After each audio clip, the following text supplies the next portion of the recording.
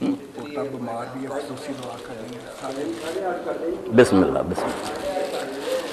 خادم صاحب کو اللہ تعالیٰ نے پوتا نصیب کیا، ان کا بیٹا عمر ہے، اس کی شادی ہوئی، جب بیٹا ہوا اللہ تعالیٰ مبارک کرے۔ کچھ بیمار بھی ہے، دعا کرنی ہے۔ ہاں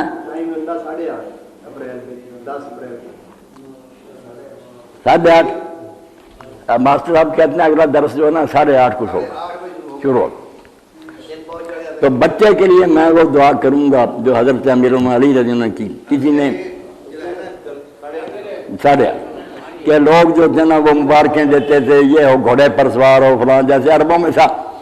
امیر المومنین نے کہا یار یہ دعا میں تیرے بیٹے کے لیے کرتا ہوں۔ اب آپ سن لیں، جن میں دین سما جاتا ان کا پھر انداز فکر ہی بدل جاتا، سوچ ہی بدل۔ بارک اللہ لک فی الموہوب لک، کیونکہ جو اللہ تعالیٰ نے بچہ تجھے عطا فرمایا ہے اللہ اس کو مبارک کرے۔ وشکرت الواہبہ، اور جو دینے والا اللہ تعالیٰ اس کا شکریہ کرنا تجھے توفیق نصیب کرے کہ تو اس کا شکر گزار ہو۔ وبلغ اشدہ، اور یہ بچہ اپنی جوانی کی عمر کو پہنچے۔ ورزقت برا، اور اللہ تعالیٰ اس کی طرف سے تجھے فرمان برداری نصیب کرے، یہ نافرمان بچہ نہ ہو۔